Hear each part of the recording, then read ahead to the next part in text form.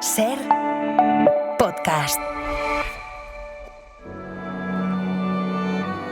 Bienvenidos a Sucedió una noche, un programa dedicado al mejor cine de todos los tiempos. I wanna hide from the sun, I wanna live in the dark, I wanna go to the movies. Nobody's waiting outside, but I feel alright, 'cause I'm here on my own. I can kiss Marion and Jane, I can sing in the rain, I can be Superman. I'll never come out again. Las estrellas míticas, los grandes directores, las películas inolvidables. Dirige y presenta Antonio Martínez. Saludos a todos y bienvenidos a Sucedió una noche. Por el programa de hoy van a pasar unos cuantos invitados ilustres. Por ejemplo, tenemos a un insigne escritor. ¿Conocéis al señor de Cervantes? ¿A quién decís? A Miguel de Cervantes, el autor de Don Quijote. Ah, pero ese Cervantes no murió ya. Sí, claro que murió, pero nosotros vamos a hablaros de un sitio donde permanece muy vivo, en el cine. También tendremos por aquí al que para muchos ha sido el mejor Robin Hood que se ha visto en las pantallas. ¡Caramba! ¡Es Rolf Flynn en persona! Charlaremos con el director español Rafael Alcázar y también vamos a recordar a otro gran director, en este caso norteamericano, Robert Wise, responsable de películas como West Side Story. Yo la vi en Nueva York. Maravillosa. Plasma con todo detalle el conflicto racial en Estados Unidos. Pues esto, más nuestro juego de las películas y las canciones ganadoras del Oscar, es lo que tenemos para hoy. ¿Os apetece? Pues vamos con ello. I wanna hide from the sun, I wanna live in the dark, and I'll never come back. El espectáculo está a punto de comenzar, pero no se alarmen ustedes, no les cobraremos la entrada.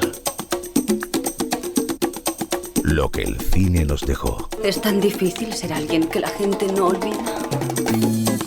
Este domingo, 14 de septiembre, se cumplen 20 años del fallecimiento del director Robert Wise.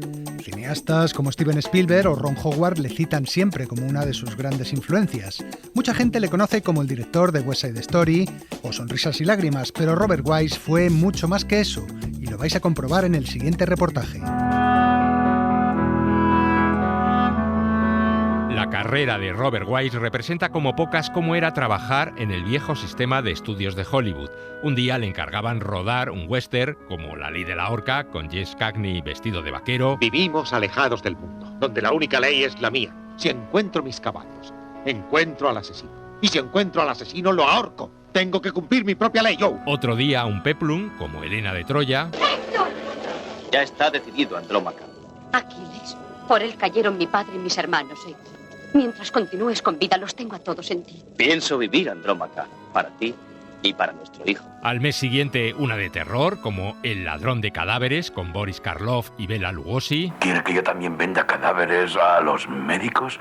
¿Los robaríamos? Nada de eso. Usted puede hacer lo que hacía Burke, el malvado. Mataron a 18 personas y vendieron los cadáveres al Dr. Knox por 10 libras los grandes y 8 los pequeños. Un buen negocio, Joseph. Y después una película bélica como Torpedo, con Clark Gable y Burt Lancaster a bordo de un submarino. Deprisa hasta 100 metros. A sus órdenes. Deme el tiempo de ese torpedo. 24, 23. Es un torpedo, señor. Viene hacia nosotros, por favor. Ha dado la vuelta. Inmersión rápida. Alarma de colisión.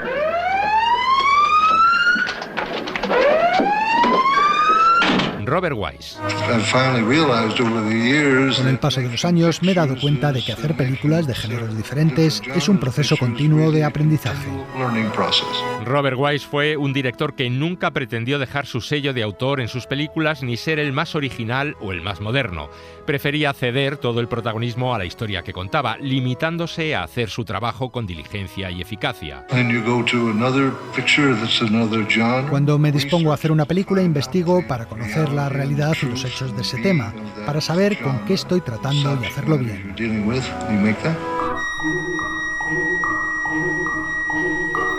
Nuestro hombre nació en 1914, empezó a estudiar para periodista, pero en casa hacía falta el dinero y su hermano David, que trabajaba en el departamento administrativo de la RKO, le buscó un puesto en la sección de envíos del estudio.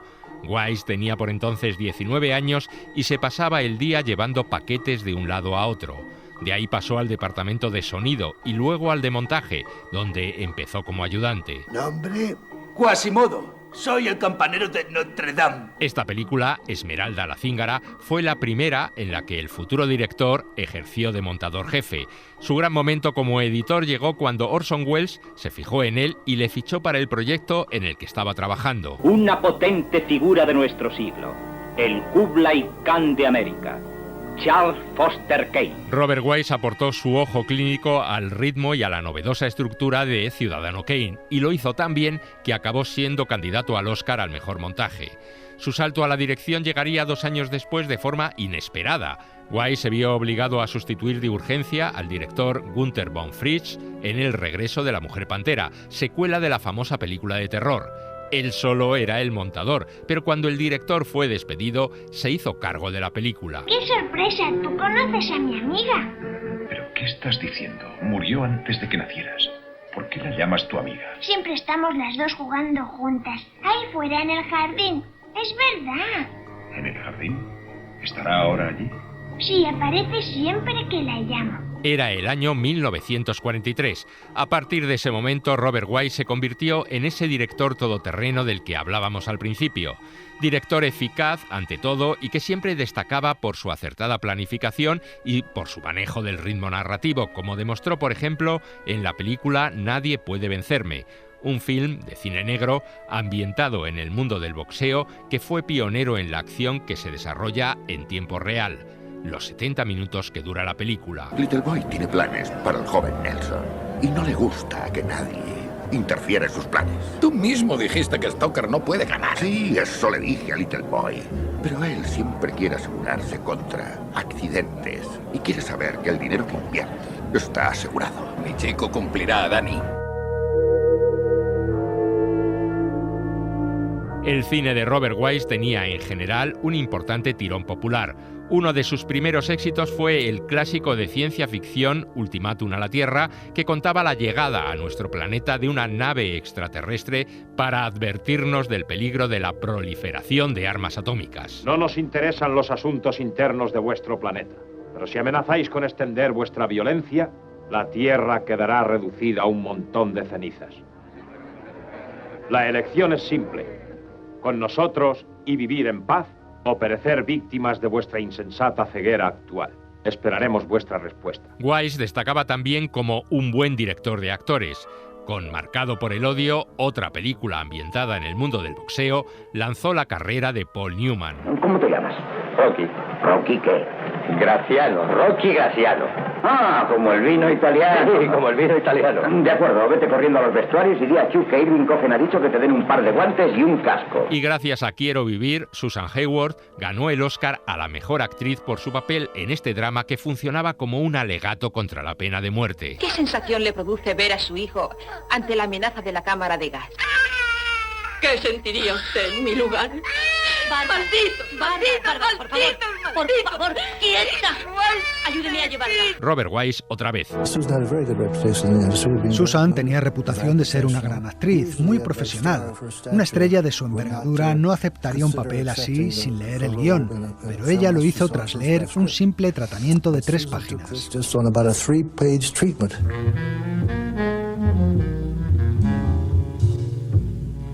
Robert Wise era un trabajador incansable. William Shatner, el actor que trabajó con él interpretando al Capitán Kirk en Star Trek, la película, lo recordaba así. Robert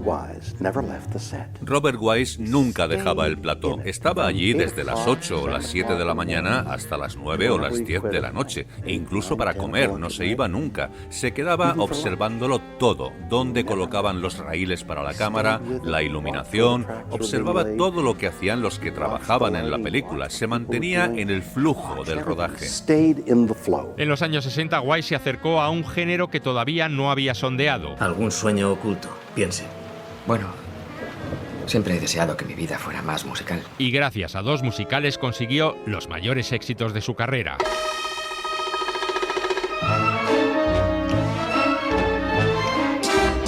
El primero fue West Side Story, una tragedia de suburbio que convirtió los callejones de Nueva York en platós de baile. Nuestro barrio es pequeño, pero es todo lo que tenemos, ¿no? Así es.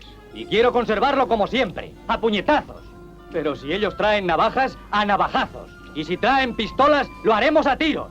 Los Jets siempre serán los amos, el número 1. Con West Side Story, Robert Wise ganó 2 Oscar, uno como mejor película, ya que era también el productor, y otro como mejor director. And the winners are Robert Wise and Jerome Robbins for West Side Story. El Oscar de dirección lo compartió con el coreógrafo Jerome Robbins, que se había encargado de los bailes en la película. Fue la primera vez en la historia que 2 codirectores compartían el premio. West Side Story tuvo un éxito estratosférico, éxito que Robert Wise aún superaría 4 años después con otro musical. Bueno, tengo que deciros un secreto. No he sido institutriz hasta ahora. ¿Quiere decir que de institutriz no sabe usted nada? Nada, necesito que me den consejos. Pues, para empezar, creo que lo mejor será que le diga a papá que se meta en lo que le importa. Y no sea usted nunca puntual a la cena. Ni tome la sopa sin hacer ruido. No se crea nada de lo que dice Froilán María. ¿Por qué? Porque usted me gusta. Bright copper kettles and warm woolen mittens, brown paper packages tied up with strings. These are a few of my favorite things. Sonrisas y lágrimas sustituyó a Lo que el viento se llevó como película más taquillera de la historia hasta ese momento. El film le valió a nuestro protagonista otros 2 Oscar, a la mejor película y al mejor director, premios que no pudo ir a recoger porque estaba rodando en Taiwán uno de sus proyectos más queridos y que más tiempo persiguió, el Yangtze en llamas, película bélica ambientada en China en la que Steve McQueen era el jefe de máquinas de un barco de guerra. ¿Están de permiso otra vez? No, yo voy trasladado a otro barco, el San Pablo. Si fuera mío lo regalaría. Esos cañoneros no valen nada. Tienen máquinas, ¿no? Sí. Pues ya valen algo. ¿Te gusta, guapa? Oh, sí. A mí gusta todos marineros. El uniforme siempre les impresiona.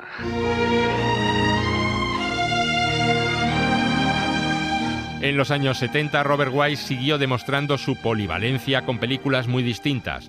El thriller sobrenatural, Las 2 vidas de Audrey Rose, por ejemplo, o una película de catástrofes como Hindenburg. Pero sobre todo destacó en esa década con 2 films de ciencia ficción. Caballeros, ahí está la respuesta. ¿A qué? A cómo Andrómeda funciona sin aminoácidos. ¿Estructura cristalina? Sí. A menudo he pensado que la materia viviente podía basarse en cristales de alguna clase. Se está dividiendo. En el vacío, bombardeado por electrones, no debería estar vivo. Eso es lo que quería decirle. El programa de crecimiento muestra que Andrómeda puede vivir en todo. Solo el gas y la luz la afectan. El primero, La amenaza de Andrómeda. El segundo, este otro. El espacio. La última frontera. Estos son los viajes de la nave espacial Enterprise.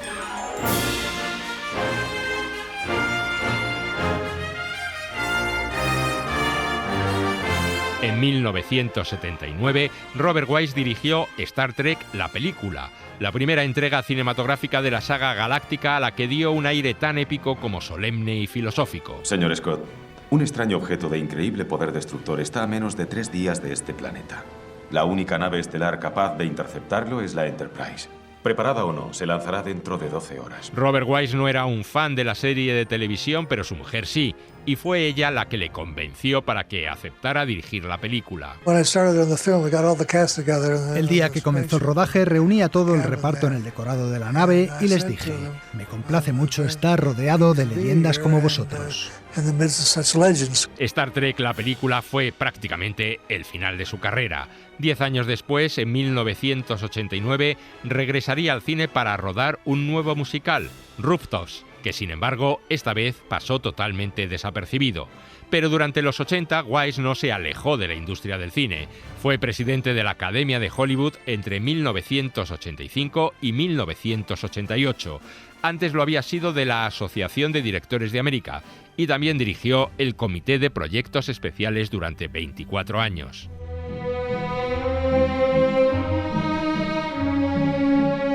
Los últimos años de la vida de Robert Wise fueron años de reconocimientos y premios honoríficos como el que le entregó el American Film Institute. A veces pienso en cuando era niño y el tiempo que pasaba en los 3 cines que había en mi pueblo de Indiana. Solía sentarme en la oscuridad paralizado, mirando esas sombras silenciosas, pero que para mí resultaban tan elocuentes. Nunca pensé que tendría el poder de influir en otros tanto como esas imágenes influyeron en mí. Las películas han sido mi vida, la única vocación que he tenido.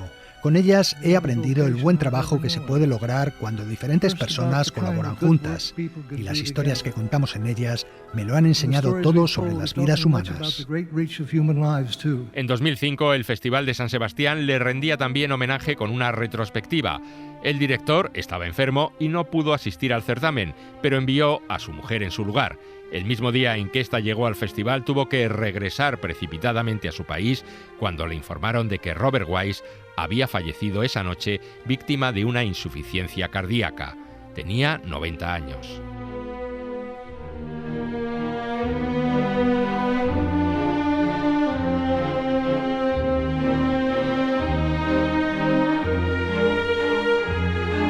Y tras el primer reportaje del programa llega, como siempre, el momento de nuestro juego de las películas. Es muy probable, repito, es muy probable que el pasajero D.O. Guerrero, que ocupa el asiento 23A, lleve un artefacto explosivo dentro de su maletín. El pasajero pagó una elevada prima de seguro. Es un perturbado mental. Tomen las máximas precauciones.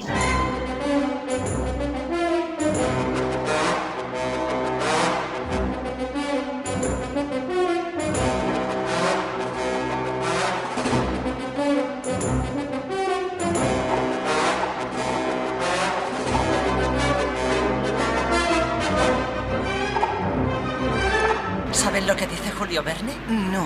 Julio Verne dice que si ves el rayo verde, serás capaz de comprender tus propios sentimientos y los de los demás. ¿De verdad? Es maravilloso. Si eso es cierto, podríamos llegar a tener una lucidez extraordinaria al ver el rayo verde. Es lo que le ocurre a su heroína. Sí.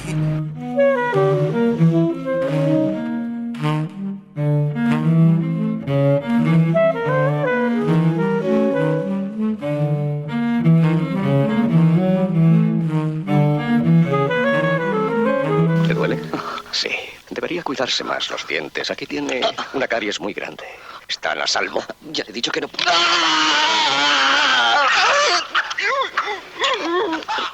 ¿Cree usted que sabe algo? Claro que sabe, pero es muy testarudo. Por favor. Esto le aliviará. No. Simple aceite de clavo y un resultado sorprendente. Bienestar, malestar. Usted decidirá lo que quiere que le aplique.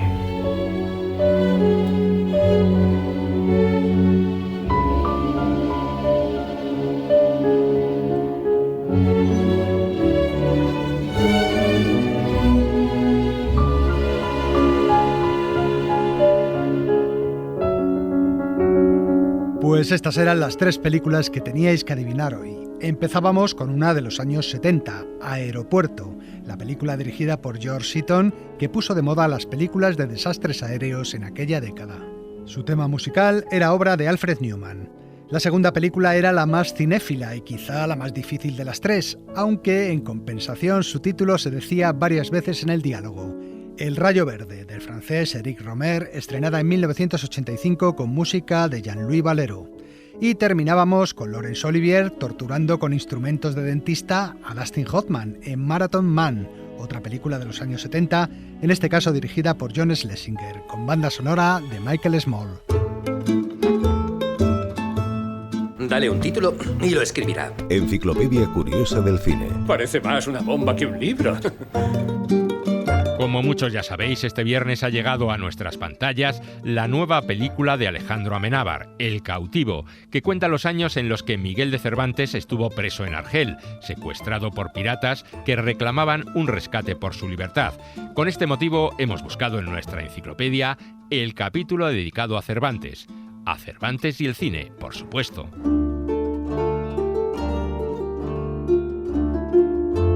Nadie duda que Cervantes es uno de los mayores genios que ha dado la literatura. Sois el autor del libro más grande que se haya escrito jamás en lengua castellana. Pero más allá de su obra, su agitada vida parecería también un buen material para el cine. ¡Vamos, señores, detenedlos! ¡Haced el favor de detener esta lucha! Un duelo en el que hirió gravemente a un caballero le hizo huir de la justicia y exiliarse en Italia, donde trabajaría como ayuda de cámara del cardenal Acquaviva.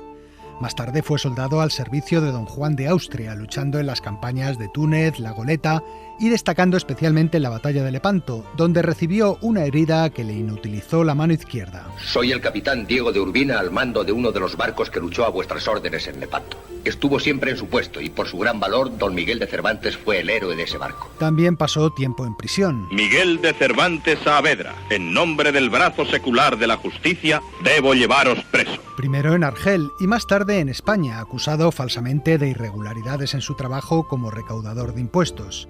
Pero a pesar de estas y otras muchas peripecias de su vida, hay muy pocas películas sobre Miguel de Cervantes. Todo lo contrario a lo que sucede con su obra inmortal, El Quijote, quizá porque la riqueza de su personaje ha acabado eclipsando la propia figura de su creador. Don Quijote nació para mí como yo nací para él.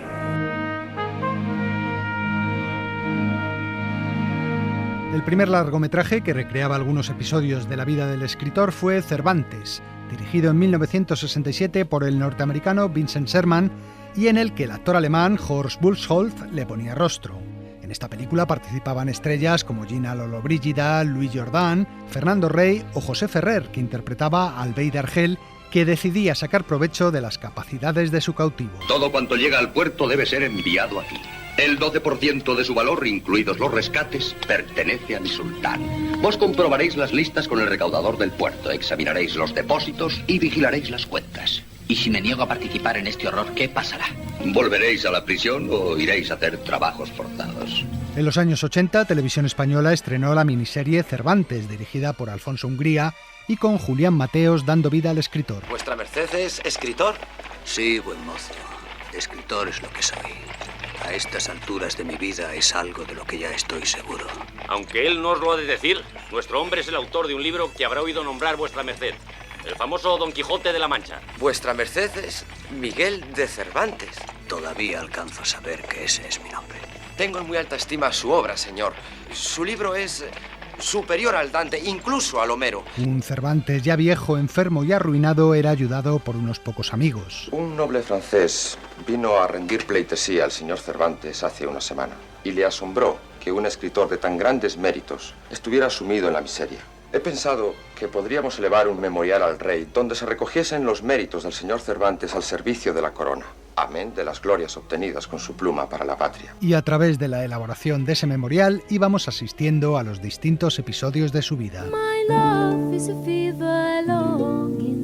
En 2007, la directora Inés París rodó la comedia Miguel y William, que fantaseaba con un posible encuentro entre Cervantes y Shakespeare. Descubrí que él estaba escribiendo una obra de teatro basada en un episodio del Quijote, El Cardenio, y que Miguel de Cervantes era extrañamente el único autor de su época que no se mete nunca con los ingleses. Juan Luis Galiardo interpretaba a Cervantes, que se enfrentaba no solo con la pluma, sino también con la espada al dramaturgo inglés a causa de una mujer. Dadme el colgante. ¡Colgante! ¡Yo no tengo! ¡Se acabaron las mentiras! ¡William Shakespeare! ¡Cervantes! ¡No! Cervantes también aparece como personaje en algunas versiones cinematográficas del Quijote, bien como narrador o bien como en el caso del musical El Hombre de la Mancha, donde desde la cárcel representa con otros reclusos la historia del ingenioso hidalgo. Yo personificaré a un hombre. Se llama Alonso Quijano, un hidalgo rural entrado en años. En su retiro le sobra tiempo para leer libros. Estudia en ellos desde la mañana a la noche y a menudo pasa esta en claro también. Y cuanto lee oprime su ánimo y le colma de indignación la criminal conducta del hombre con el hombre. Se plantea el problema de cómo mejorar un mundo en el que la realidad reporta beneficios y la virtud no obtiene ninguno.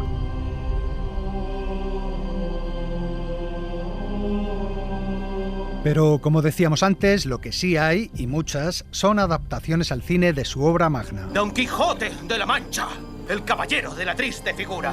Venido para resucitar la era de la caballería, por el querer del cielo. ¡Sí! Manuel Gutiérrez Aragón. Desde el principio el cine se fijó en el personaje, no tanto en el libro. El libro en realidad al cine entero no se puede llevar, ¿no? Ni siquiera en una serie. Pero el personaje enseguida se salió del libro, pues como otros personajes de la historia de la literatura, prendió en la gente, ¿no?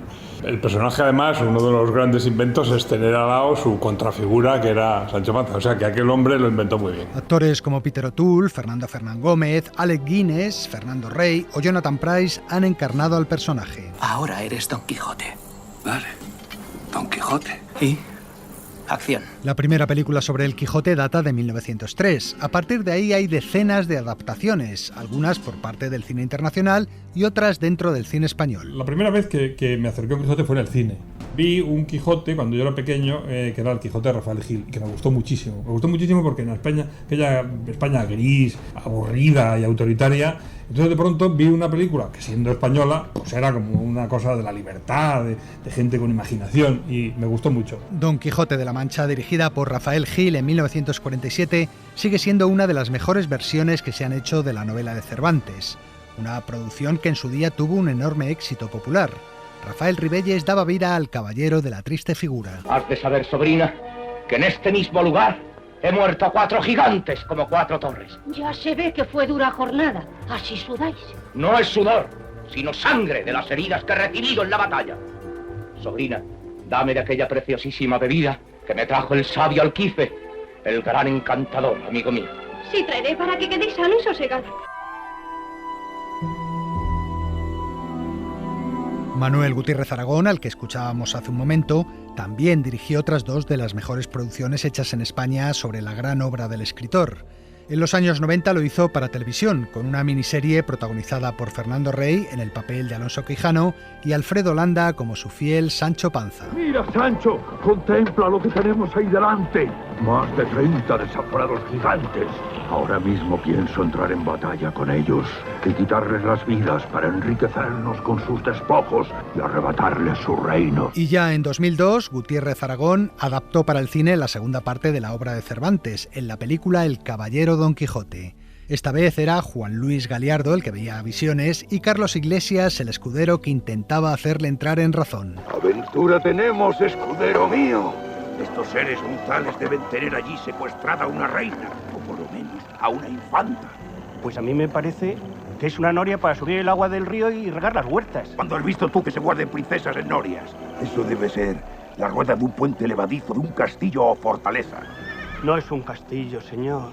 Claro, porque es una fortaleza. Quijotes de cine, como decimos, hay muchos, y su figura se ha tratado desde diversos géneros. Géneros como el musical. I am Don Quixote, the Lord of La Mancha. My destiny calls and I go. En El hombre de la Mancha, que mencionábamos antes, Peter O'Toole le ponía rostro y Sofía Loren era la idolatrada Dulcinea del Caballero.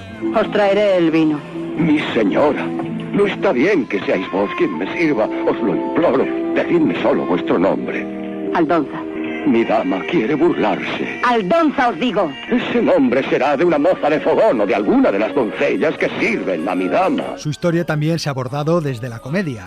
Por ejemplo, en Don Quijote cabalga de nuevo, Cantinflas era el Sancho de un caballero interpretado por Fernando Fernán Gómez. ¿Y usted cómo sabe que traen secuestrada a una princesa? Los caballeros andantes olfateamos la injusticia.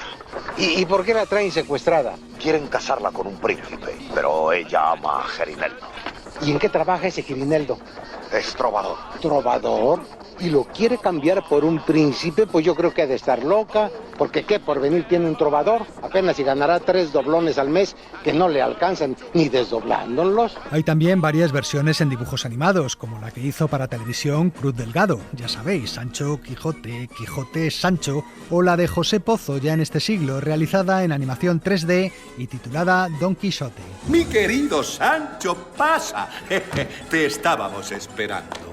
Vamos al grano, que tengo el burro en doble fila. Tenemos también westerns, como Don Quijote del Oeste, o fantasías que mezclan el siglo XVI con la época actual, como El hombre que mató a Don Quijote de Terry Gilliam o El Quijote de Orson Welles. Creo que llega tarde. El señor Welles ya ha encontrado el personaje perfecto para su película. Sí, es fantástico. Aunque demasiado loco, ha atacado con la lanza a la cámara. ¿Y dónde está ahora? Ese tipo está en la luna. Hay también otras películas que, sin ser adaptaciones propiamente dichas del Quijote, beben de él. Por ejemplo, Vicente Escrivá dirigió en 1963 Dulcinea, película en torno al personaje de Aldonza, que tras la muerte de Don Quijote, e inspirada por su ejemplo, dedicaba su vida a ayudar a los desfavorecidos, lo cual le convertía en blanco de la Inquisición. Se te acusa de haber salido de los barrios apestados propagando la epidemia. Y existen cargos graves de que te acercabas a los enfermos para ejercer tus artes de magia y de brujería. Tenía que hacerlo. ¿Por qué te haces llamar Dulcinea? Porque ese es mi nombre. Pero además del Quijote, Cervantes escribió otras obras. Es la Galatea de un tal Miguel de Cervantes. Lo guardo porque es amigo mío este Cervantes hace tiempo. No es libro de caballería, sino de poesía. La Galatea no ha sido llevada al cine, pero sí algunas de sus novelas ejemplares, como La Gitanilla, una película protagonizada por Estrellita Castro, o como Un diablo bajo la almohada, adaptación a los tiempos modernos del relato cervantino El curioso impertinente, que José María Forqué dirigió en 1968. Tú conoces a mi mujer. Quiero que intentes conquistarla. ¿Estás borracho? Te lo pide un amigo. Nadie mejor que tú. Quiero poner la prueba. Tú serás esa prueba. También en una novela ejemplar se basa La española inglesa, película para televisión estrenada en 2015. Isabel será mía de nadie. Ernesto, no cometas ninguna estupidez. Nuestra familia lleva muchos años sirviendo a la corona con fidelidad. Baja la voz. La reina ha dado su palabra a Ricardo. Un inglés católico, aunque la reina no quiera escucharlo. La reina nos lo debe. La española inglesa estaba interpretada por Carles Francino y Macarena García. Que sea una adaptación de una novela escrita por Cervantes es una novedad y no sé, para mí es un orgullo formar parte de ello. Creo que es muy interesante para el espectador y es que es muy completa. Obviamente está escrito por el más grande. Es un cuento bonito, lleno de cosas, lleno de amor, lleno de aventuras, de acción. Pues el más grande, como dice Macarena García, vuelve ahora a las pantallas, esta vez como personaje protagonista y de la mano de Amenábar en El cautivo. The unreachable star.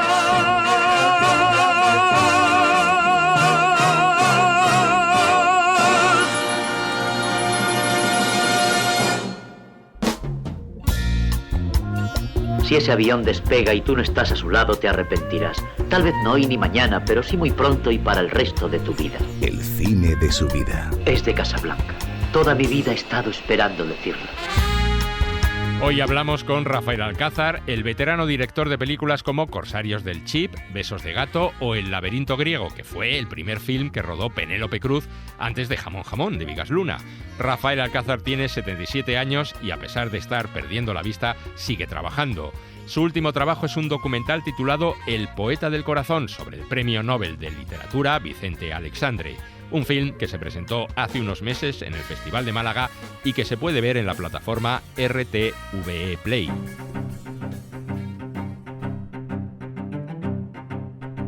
Como yo lo que estoy orgulloso de mi trabajo, que siempre me lo he tomado muy a pecho, entonces es como con los hijos. Uno puede ser más estudioso, otro más divertido, pero un poco sinvergüenza, tal, y al final los quieres a todos por igual. Dígale a mi hijo que de acuerdo y que estoy orgulloso del sentido que tiene del tiempo. Una porque fue la primera, la que no hagas premios Colmarga, aunque lo pasé fatal. La pasé fatal, fue un rodaje terrorífico. Nunca lo he pasado tan mal en una película, porque nunca se han podido acumular tantos problemas como se acumularon en esa que era la primera. Es como un tren en marcha que avanza a toda velocidad y del que no puedes apearte.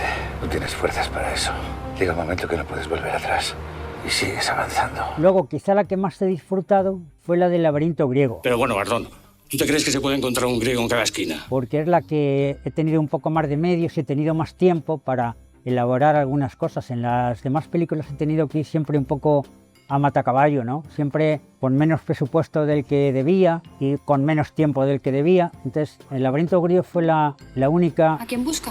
A un griego. ¿Tenemos un griego, mamá? ¡Dos! En las demás he tenido siempre problemas de presupuestos, problemas de angustias porque tenía que terminarlo sí o sí. Pero bueno, de todas las películas estoy contento porque he intentado hacer lo mejor que he podido mi trabajo y ya está. Yo interpreto mi trabajo, claro, como un autor, sí, pero como fui muchos años ayudante, no puedo separarlo del trabajo artesanal. No sé separar bien el trabajo artístico del trabajo artesanal, ¿no?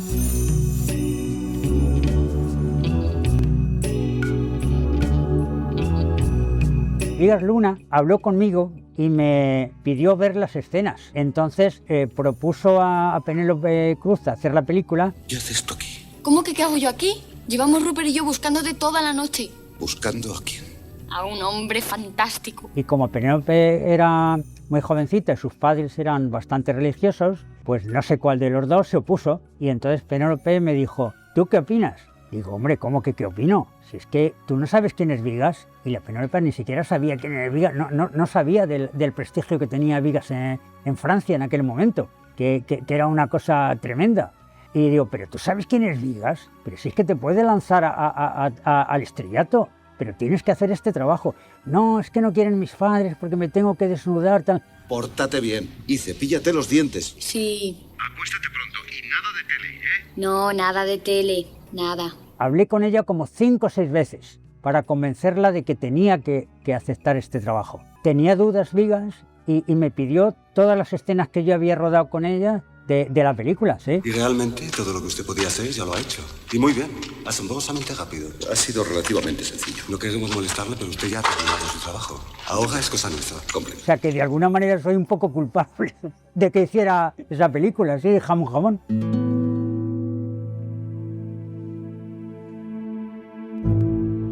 Y Besos de Gato, incontables los colegios donde se ha proyectado, me han invitado a mí a muchos, y era curioso. En el momento en que la chica, Leticia Dolera, devuelve, que ha sido hija, la bofetada al padre, en todos los colegios, los adolescentes, ¡bien!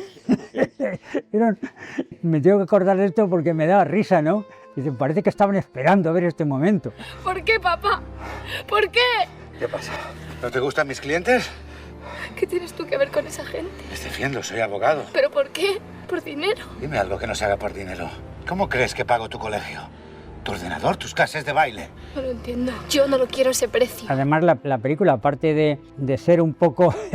me lo ha dicho alguno, no lo digo yo, que es como una versión española de Joque Noche, ¿no? Porque transcurre todo, en la noche todo disparatado. Pero lo que yo quería decir de verdad, y bueno, creo que sí se entiende, es que a veces los mayores decimos, qué mal están los jóvenes, qué indisciplinados son, ahora es mucho peor que en mi tiempo, y yo pienso que es al revés. Los jóvenes siempre están mejor, y si tienen problemas es porque se los hemos creado los mayores nosotros. La gente no es como parece. Lo dices por ti. Carlota, alguien que no está drogado ni borracho no desaparece así como así. Chema no estaba bien. ¿Qué quieres decir? Pues que tiene problemas, estaba muy deprimido. ¿Un tipo sensible? Yo también he estado deprimida, solo que tú no te has enterado, como no te enteras de tantas otras cosas. Entonces yo intenté decir eso, que el malo de la película no es la chica, como piensa el padre, sino el propio padre, que gana dinero sin mirar dónde lo gana.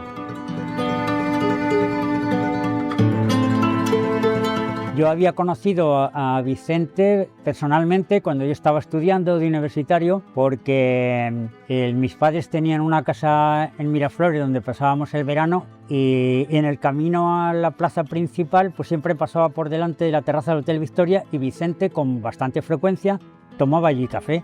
Y entonces me animé a leer algunos de sus libros, me gustó mucho. Muchos de los poemas. Se querían, sufrían por la luz, labios azules en la madrugada, labios saliendo de la noche dura, labios partidos, sangre. ¿Sangre dónde?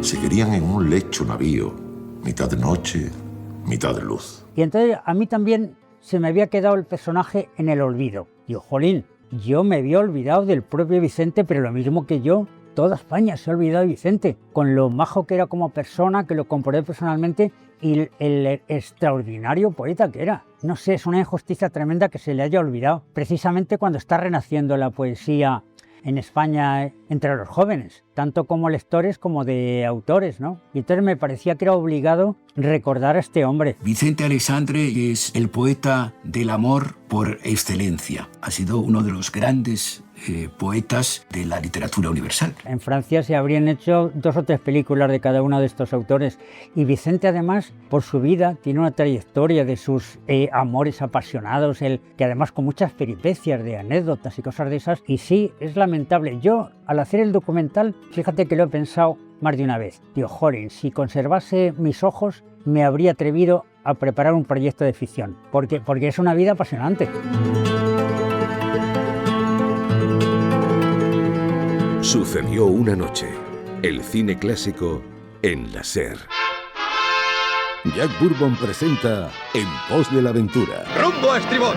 ¡Arriba con esas velas! ¡Ya no hay cadenas que nos aten! Las mejores películas de un género emocionante y liberador. No dormiré en toda la noche. ¡Menuda aventura!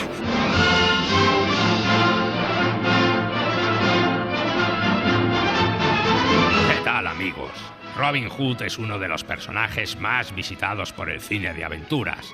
Desde la película protagonizada por Douglas Fairbanks en el periodo mudo, a los arqueros interpretados por Taron Egerton o Russell Crowe ya en este siglo, pasando por el Robin Hood de Kevin Costner en los años 90 o la versión en dibujos animados de la Disney en los 70.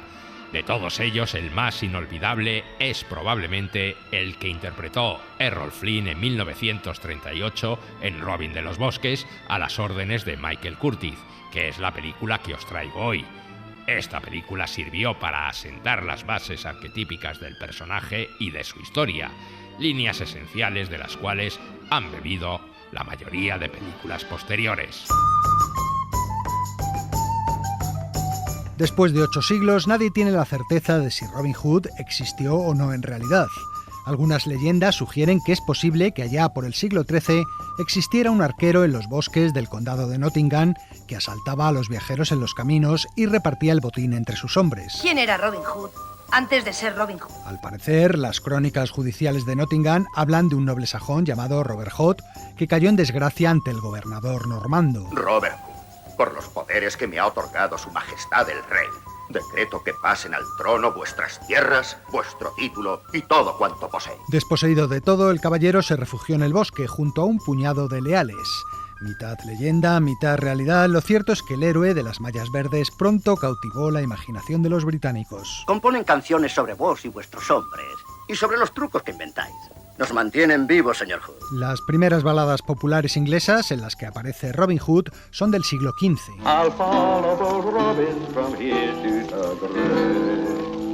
Estas canciones nadie sabe de dónde salen, pero se oyen por todas partes. Nosotros las llevamos de pueblo en pueblo. Walter Scott, el autor de Ivanhoe, recuperó su mito convirtiéndole en el bandido romántico que ahora conocemos. Al igual que Howard Pyle, que a finales del siglo XIX publicó su novela Las alegres aventuras de Robin Hood, en la que el personaje aparecía ya con todas sus características. Sois un hombre extraño. Desafiáis a Ser Guy e incluso al príncipe Juan a un riesgo de vuestra propia vida. Y uno de esos hombres era Normando. Normando o sajón, ¿qué importa? Odio la injusticia, no a los normandos. Habéis perdido vuestro rango, vuestras tierras. Sois un proscrito cuando podríais vivir cómodamente y con tranquilidad. ¿Qué recompensa esperáis? ¿Recompensa? No lo entendéis, ¿verdad? Lo siento.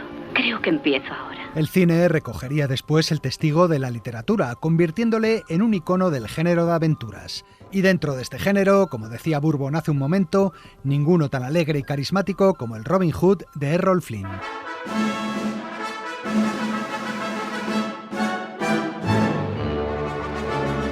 Estamos en Bretaña, en plena Edad Media. Aprovechando que el rey Ricardo Corazón de León ha partido hacia las cruzadas, su hermano Juan Sin Tierra se ha hecho con el poder y ejerce la tiranía sobre los sajones. ¿Alguna objeción al nuevo impuesto por parte de nuestros amigos los sajones? ¿Objeciones decís, Alteza? ¿Con sajones colgando en todos los árboles de aquí a Chambut?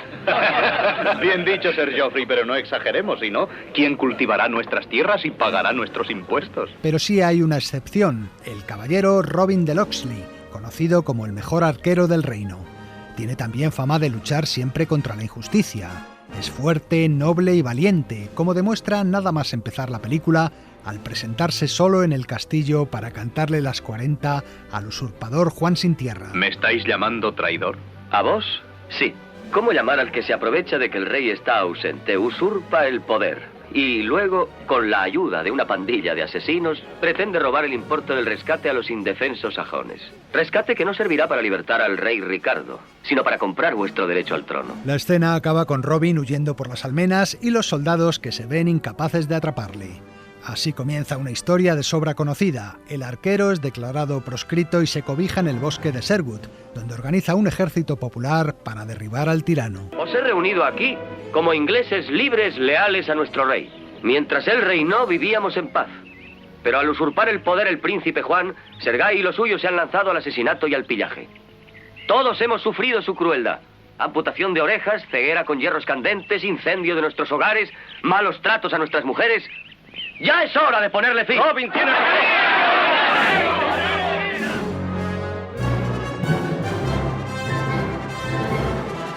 Robin de los Bosques fue uno de los pilares fundamentales donde descansó la carrera de Errol Flynn.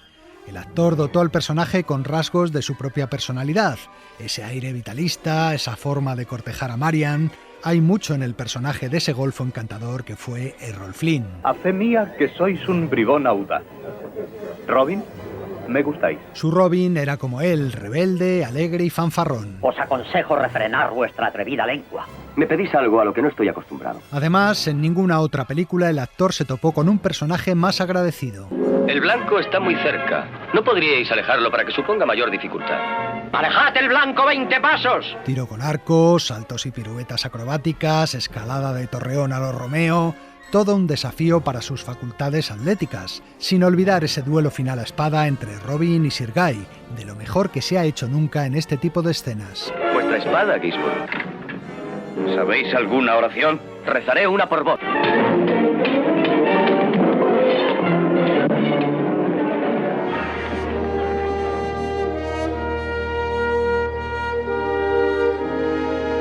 Y acompañándole tenemos a Olivia de Havilland como Lady Marian.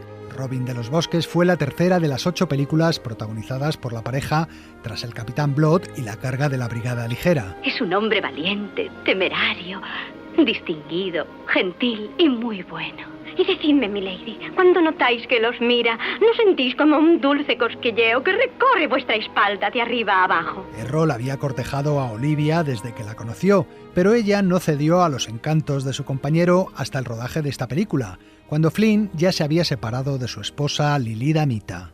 El romance, aunque breve, afectó positivamente a la película, ya que en ninguna otra de sus cintas destilan tanta química. Sois muy atrevido. ¿Atrevido? ¿Lo sois? Y cuando mi tutor, el rey Ricardo, descubra que estáis enamorado de mí... Me nombrará bufón de la corte. No, clavará vuestra cabeza en la puerta de Londres. Hermosa decoración, mi audaz y bella Normanda. Del lado de los malos tenemos a Claude Rains como el príncipe Juan sin Tierra y a Basil Rathbone como Sir Guy de Gisborne. ¿Qué significa esto? Oh, vamos, Sir Guy. ¿No iréis a matar a un hombre por decir la verdad? Si ello me divierte, sí. Dad gracias a que mis diversiones sean otras. ¿Con qué derecho estorbáis la justicia del rey? Con mayor derecho que el hacer mal uso de ella. Decídselo al príncipe Juan. Sin olvidarnos de la colección de excelentes secundarios de segundo nivel que aportan humor y entrañabilidad a la película. Eugene Pallet como el fraile Tuck, Una O'Connor, conocida por las películas de Frankenstein como la doncella de Lady Marian. ¿Atreveos a tocar un cabello de mi señora? Y vuestra horrible cabeza echará a andar separada del tronco. ¿Con qué cuidado? O Alan Hale como Little John. Un forzudo interesante. Hay que convencerle para que se nos una. Alan Hale se convirtió en todo un especialista en este personaje. Ya había interpretado a Little John en 1922 en el Robin Hood de Douglas Fairbanks y volvería a interpretarlo por tercera vez en 1950 en el temible Robin Hood que protagonizó John Derek. Aparta, amiguito. Solo ante un hombre más fuerte que yo. Lo tienes ante ti.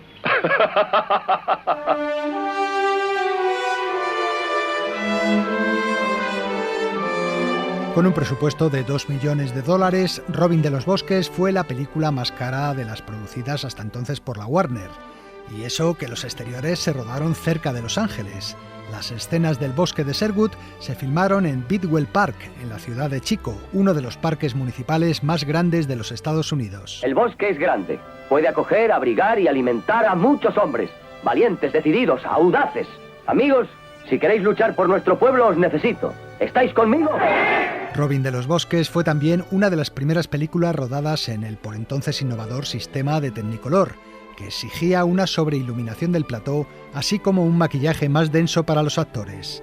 La producción utilizó para el rodaje las únicas 11 cámaras Technicolor que existían en 1938, y sus posibilidades cromáticas dieron brillo a las escenas de acción de la película. El alcalde y Sir Guy se han detenido en el río remando a sus caballos. La guardia va muy adelantada. Bien, tú con tus hombres ataca a la primera sección. ¡Enseguida! Tú a la guardia avanzada. De acuerdo. Personalmente. ¿Preparados? ¡Sí! ¡Estad atentos a la señal! Robin de los Bosques batió también en su momento el récord del mayor número de especialistas de riesgo empleados en una sola producción. ¿Se ve venir alguien? Aún no. ¿Está todo listo? Creerán que han penetrado en un avispero. Algunos especialistas llevaban un acolchado de madera de balsa bajo sus trajes y se acordó pagarles un plus de $150 por cada flecha que impactase en sus cuerpos en determinados planos, ya que las flechas utilizadas eran reales. El encargado de lanzarlas era el arquero profesional Howard Hill, al que podemos ver también en la película como Elwin el Galés en la escena de la competición de tiro con arco. Los vencedores de la prueba eliminatoria van a ser presentados. El capitán Philippe Darras, Elwin el Galés.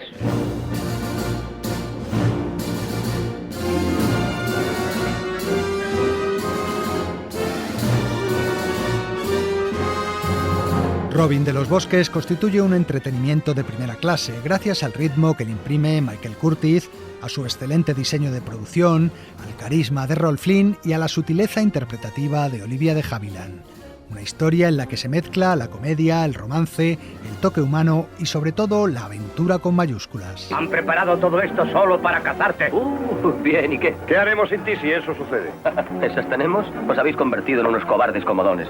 ¿Dónde está vuestro amor a la aventura y al riesgo? La película fue un éxito de público y crítica y obtuvo 3 Oscars: Mejor Dirección Artística, Mejor Montaje y Mejor Banda Sonora para la brillante partitura de Eric Korgold. Vamos, muchacho, toca una melodía alegre que haré bailar a tu amigo. La Warner quedó tan encantada con el resultado que casi inmediatamente rodaría otras 2 grandes epopeyas en Technicolor con la pareja protagonista, Dodge, Ciudad sin Ley y la vida privada de Elizabeth y Essex. En cambio, una secuela que iba a titularse Sir Robin de Locksley fue anunciada pero nunca realizada.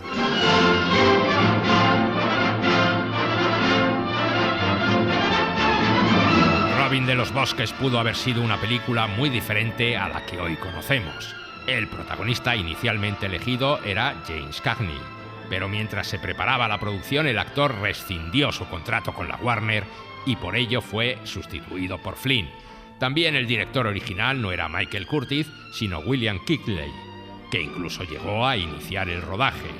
Sin embargo, al ver los productores los primeros copiones de lo rodado, encontraron que las escenas de acción carecían de vigor y el director fue sustituido por Curtiz, que tuvo que volver a rodar algunas secuencias que ya se habían filmado. Por cierto, Errol Flynn y Michael Curtiz se odiaban mutuamente, ya que el actor se había casado con la exmujer del director, la actriz Lily Damita. En fin, amigos, hasta la semana que viene.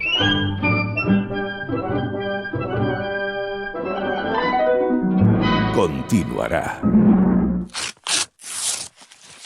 And the Oscar goes to... We are really honored to present the award for Best Song in a Motion Picture. Hoy retrocedemos bastantes años en el tiempo para ir a la ceremonia del año 1941. La ganadora de la estatuilla en esa ocasión fue When You Wish Upon a Star, una canción compuesta por Lee Harlin y Ned Washington para la película de animación de Disney Pinocho. Aunque hay muchas versiones de esta canción, en la película la cantaba Cliff Edwards, que era quien ponía voz al personaje de Pepito Grillo. When You Wish Upon a Star es una de las canciones más representativas de la compañía Disney.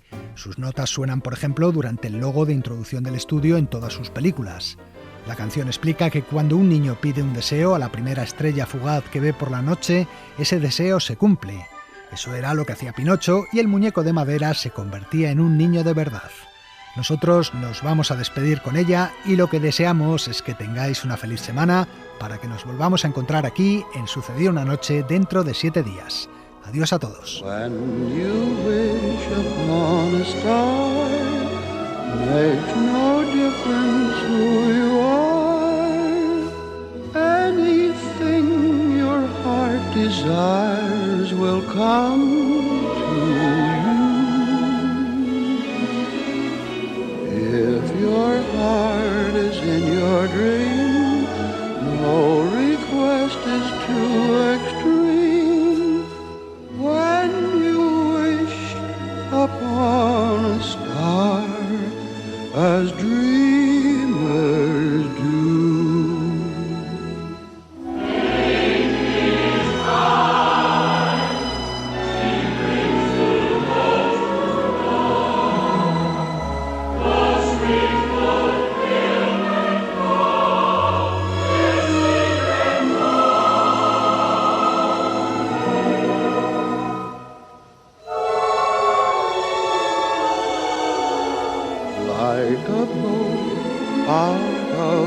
blue, fate steps in and sees you through. When you wish upon a star, your dreams come true.